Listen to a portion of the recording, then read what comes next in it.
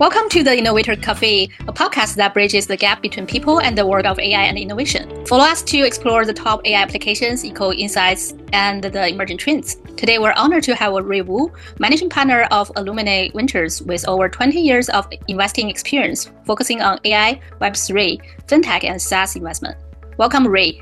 You can also, from latest news, right, we can see AI actually can work with AI as a PM, as a developer, and also yesterday it shows the news they can also perform the UI work, right? So does it also will change the structure of future startup as well?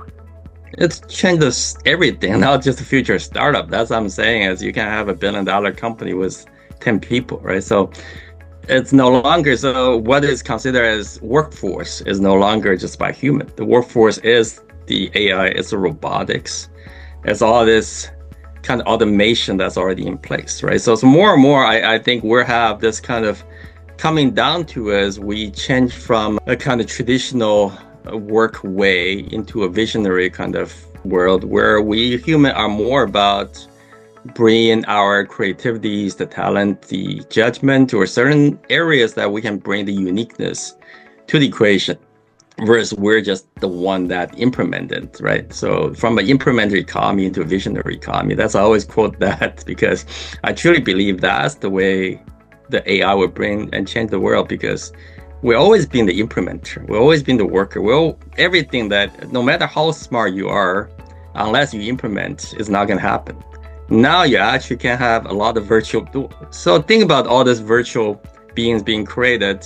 Sooner or later, even the movies, I was talking with someone today, I was saying, well, now you see the product being called human, like handmade, right? Oh, it's special, it's handmade, because human actually makes it, but not machine make it, right? Maybe someday a movie will say, hey, human acted, because there can be all digitized humans that actually in a movie set, and then you'd actually, the real human becomes somebody who come in and that becomes something special. So over time, I think humans, our capacity and how we involve in this will change quite a bit because of that. At the same time, I'm kind of worried about in the future, if we try to have more senior people to perform some work AI cannot do, we don't have that kind of like a generation of workers, because AI start to replace all the entry job. Which is 100%. My son's in university first year, so I feel the same way. My advice to him is that go find intern as soon as you can and get as much work experience as you can, because sooner or later, the way the AI accelerate and improve, I don't think it takes long become the university level, or it's already be. And then sooner or later, then it becomes domain specialized, even more powerful, right? So now, which degree do you need in order to become someone have capability above AI? Because I think that bar keep on getting higher and higher. So I think it's maybe as a human, we're no longer need to be a detail oriented to a certain degree. I just think that I was an engineer, so engineer training to do things, right? To build things. And artists used to be what we call starving artists, because they can't implement. They're just thinking, and a lot of things never get to become reality. But then maybe it's the reverse now. The whoever implement is going to compete a lot by the machine, because the machine knows how to implement. The creativity side of a starving artist may actually win out in the end, because it's about creativity. They don't need, so if they have strong creativities, then AI can implement, robotics can implement. So maybe society changing that order in a way that when my generation cannot foresee. So from that perspective, maybe it's for the young people, it's maybe not become a domain expert. Well, it can become domain expert, really know something that don't have enough data and still require a lot of human. Or they can become very cross-disciplinary, somebody who can understand a lot of things together that maybe give them a human abstraction capability insight that machine don't have. So that does take some time to develop a new education system around it as well. We train everyone to be implementer. We train everyone to become a worker. And we don't train them to become a thinker, to become an architect, become somebody who can orchestrate different tasks together. So I think that is not the way it's supposed to be. So what are the most exciting AI trends you're seeing right now? I think I already talked about some of these AI trends. I do think AI is coming in. So from a trend perspective, I think AI has become like I mentioned, the copilot is fundamentally about human replacement to a certain degree, human augmentation at the minimum, and how the empowerment of the AI decision. So you look at today, it's about enablement. So how do you enable AI? So everything we do in language model-wise, infrastructure-wise, about enable AI, right? So that's the first step. Then it's about security. It's like every technology, how to govern it, how to manage it. So that's always going to come next, right? How do we ensure that AI is doing the right thing? And then it's repeat and rinse and repeat. So I think those are the type of things. So where we're looking at essentially from an AI perspective in terms of where they can add value and how can they essentially reduce costs. So as you say, come back, it has to have a business impact, right? So business impact would be, how do you increase revenue? How do you reduce cost? How do you increase customer satisfaction? How do you get efficiency? So a lot of these are just business impact. So in the end, AI come back to that, and we look at where the biggest impact could be. So I think it's across the board on all dimensions here. Which industry do you think is seeing the most disruption from AI technologies? I think you mentioned a few, right? Any high-cost human, white labor human, watch out. It's especially a lot of these. Even that's why I say, even from a programming perspective, you look at a lot of these. Anything that already 100% digitized, the machine learns as fast as it can and learn from. I think that's actually become very dangerous. The first a few years, a year and a half, 2 years ago, I started playing with ChatGPT. When I try to write a program, it's just terrible. Nothing works. The competing, keep on changing assets. Here's the error message. Still give me something wrong. Now, if I try it, a lot of times it's actually pretty good. The way it's learning, a lot of these, I just worry about. I think anything that digitized, have enough data associated with it, AI can become super powerful, because that's all they recognize patterns. They learn from probability-wise. They can do pretty well, and self-training. That's essentially, you can write a program, self-test it to see if it's true, right? So a lot of these as a closed loop system, AI will probably have huge disruption around it. But then when you go back to the human world, I think that's where you potentially have some protection. So that's where, just think about, even coming back to our previous discussion, education. So a lot of these is coming back to what actually cannot be done by AI, or which domains cannot be done by AIs, and which one are. And for those ones, I do think AI is going to replace very, very fast, from autonomous driving to kind of high-cost labor. So a lot of these is knowledge workers. If there's enough knowledge being digitized, it will become AI. So also in December, right, Alumni Ventures developed a list of top 10 things the fund looks for in AI area, and the 10 red flags that sends funds running. I wonder, after 2 months, do you guys have any updates or reflections? What are the key areas you think still worth to share with our audience? I think we look more and more into what we call AI native type of startup. I do think that everybody is going to say they're AI, just like .com days. Everybody says, I'm a .com company, right? So not everything attached to .ai. So same trend happens, but it does change in terms of, are you a really AI company? Or are you just enabling by AI, right? So that's different. But enabling by, nothing wrong with that. As long as you apply AI correctly, you still have a lot of business efficiency you can gain. But from if you are a technology company, then better be you're the AI native companies, because that's where you change a lot from cost structure, from delivery, from understanding how you build up things. So I do think that matters a lot. Even old days, when you look at internet, right? So in the old days, on the internet, you have Netflix. There's another company called Blockbuster. I don't know if you ever heard of it. But Blockbuster is, and in the end, it does enable have a website, but it just fails 100% because its model is very physical. And then Netflix is very much an internet native company, right? So it's fundamentally internet native beats the traditional model internet enable. I think the same thing happens with AIs. Some company who become AI native will learn how from it, doesn't have the cost structure, can scale very fast, can adopt on the exponential curve versus the linear curve. Those are the guys who's going to win in the end. So that's probably one area. I do think AI enable a lot of new things. If you look back into the history, for example, in the Windows days, right, Intel dominates everything. There's nobody else. Then mobile comes along, it has a power constraint. So then you have Qualcomm, you have others, right? So coming in.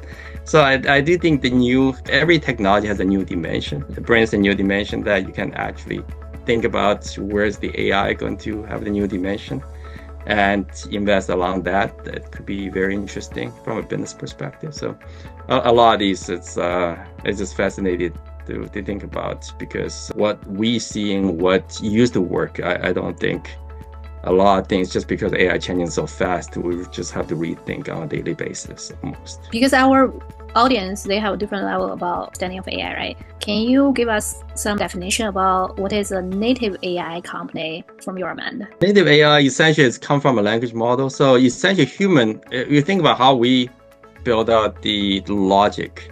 To a certain degree, we build out what traditional call workflow. So how we make decisions based on how we human process it. It's not from data, right? AI is essentially think about large language model. It's throwing data, it's throwing computing, it come back with something magical and understand, right? So it's AI is a data driven, it's the model driven. It's no longer so come from that, you create a kind of rules, or you can customize or personalize the rules based on this kind of native driven by language models. That's why I call it AI native. To a certain degree, it's the humans actually assist to provide all this guidance around what kind of data to input, how to define it, how then you actually leverage models to combine with the human knowledge together. Whereas basically human defines everything, and then you're letting AI is kind of do a small part of that. So that's probably my definition of the AI native to a certain degree. AI is a core engine of the whole business, rather than just say, oh, I can add AI here a little bit, I can add AI there a little bit. That just, in my mind, is called AI-enabled business. So based on my understanding, no matter if the company has its own model or it's a wrapper, as long as their product is more like AI driven from the whole product standpoint, you count it as native AI. While some of the product or company, they only put AI as one of their features, you don't count, right? How do you identify the commercial value of an AI startup in its early age? Again, coming back to late, right? Early it is the technologies, it's the founding team, it's where it could be, right? So essentially you don't have to be, but then ideally, over time, it's about looking at the technology itself, look at the founding team, but also look at the possibility of this, what they can become, but also take into the timing of what is it possible to do what they want to do. I think about iPhone. When iPhone started, iPhone is not the first PDA. Tried so many different versions of that and everything failed. And suddenly the touch screen happened, the battery is powerful enough, the processing powerful enough, it happens. So I think a lot of these are the same way. When a lot of these people are talking about this, maybe there's no data. It makes sense if you have a lot of data and AI can be used, but there's no data. So you're not going to be ready for that. Regardless of what you say, AI as a data-driven model, you need large volume data. So then that won't apply here, right? So a lot of these kind of, again, coming back to what you think about AI, what does it need, right? So a lot of this is like capability not only to train them, to get the model, you need the data, you need the security management. How do you manage it? How do you actually reinforce it? When you utilize it, a lot of these is actually really depends on the usage model itself. I do think that it's a lot of these there's no science behind it. It's a lot of art. That's why our industry still exists. We look at a lot of pattern recognition and try to figure out something is real and whether there's potential of disruption here. So what do you think are those red flags send the AI startups away from the fund? Overpromise on things. It's not AI native, say they are. Don't quite understand. Don't have the talent that's unique to develop AI solutions. A lot of these companies started 6-7 years ago. It's great. I'm not saying it's not great. But definitely from architecture perspective, it's not AI. For sure, it's not AI native. So a lot of these, it's just, can you actually retrofit? I just find a lot of times the retrofit is very hard because and the founder DNA is different. So it may not be the red flag. Fundamentally, to us, I think just like looking at every startup, I don't think there's a lot of fundamentally the same thing. We look at the market, we look at the team, we look at the technology, we look at the barriers to entries, we look at a lot of different things. I don't think AI makes any difference in terms of how we judge a startup. Very similar, just like even in a few years, we may not even talk about AI startup because everything would be AI startup, right? Just like .coms, everything is internet startup. There is no longer, nobody can raise money based on, say, hey, I'm an internet startup, I'm a mobile startup. But there were days where they raised money because of that. Today, I think it's the same way. They say, hey, I'm an AI startup. But in a few years, I don't think that's going to be a long-term strategy for anyone who say, hey, I'm an AI startup because AI is going to be everywhere. It's more about how you integrate back into the traditional model and the businesses to make it work. How do you identify the noise versus signal in the AI emerging trends from your point of view? Majority are noises. So I say signal had to be verifiable. I think it's a lot of these come down to is it doable? Or is it like, I think a lot of people talk about different concepts, whether they're ready. If it's horizontal technologies, I do think it takes a lot of cost to build it out. And then do they have the right talent, right capability to build it out? If it's very vertical, it does take customer validation. It has to understand business models, business industry knowledge. A lot of these, sometimes it's pretty easy to figure out where somebody is just talk about something they think about or something they actually validate and have enough data to associate with it. So I think the signal is one that things have to come together and have enough data to support it. They can extrapolate. Basically, essentially says, well, here's what we see, what we think based on history and where we think. And they had to have enough research. It's almost like, how do you even derive that conclusion, right? Sometimes the signal, actually the guy who has the right signal is the one who actually think about deep enough, not just repeating on things. So that's what we're looking for. So can you highlight any AI startups in your portfolio that are particularly innovative or stand out in their respective sectors? I know it's hard. We're in so many of them. It's just bad to highlight a few. We're in Grok a long time ago. We're in Cohere language model. We're in Lambda as a data center. We're in all these infrastructure, a lot of the infrastructure companies. I think we're shifting more towards applications where applied AIs actually become more interesting, robotics become interesting, bringing AI from pure virtual to physical. I do think there's potential metaverse type of interesting. What Jensen talked about, digital twins, very interesting. So a lot of this kind of manufacturing could be interesting. So we're just looking at new areas now. Yeah. It's a little bit different because you guys are everywhere. The reason I think when you're looking at a big enough trend, you need to be everywhere because it's hard to really, a single bet sometimes really takes a lot of precision, and then there's a lot of randomness in the history sometimes. You may not be the first, just like Facebook is not the first social networking company, right? There's many social networking companies before Facebook, and Facebook was the one that survived through it. So how do you identify Facebook? And it's neither is Google, right? You think about it, how many Alta Vista, right? So there's many of these kind of companies. So I think what important is identify a trend and have enough exposure within that trend. That's actually that our models, we help our investor building a large enough portfolio, 15 to 20 portfolio companies within a year around certain themes, and that's essentially giving them enough exposure in the sector. And so that's how we work, right? Sounds good. What are the current opportunities to start an AI company, and what are the key points to watch for in the coming years? I think a lot can be done with AI. Like I mentioned, you can build a 10-person company, $1 billion, probably. You actually can utilize AI a lot. So it depends on whether you are a VC-funded business or just essentially income-generating business. I still think it's a great time to be a founder, to build essentially income-generating business out of AI.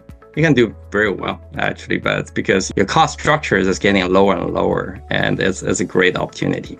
But then you can use that. There's always been the interesting company. It can be build around that. So for example, what if you use AI to build the services and you do acquisition around the same space? You just buy in the customers, but remove all the people, right? So then leverage AI. So that could be interesting as a servicing-enabled AI business. That could be interesting.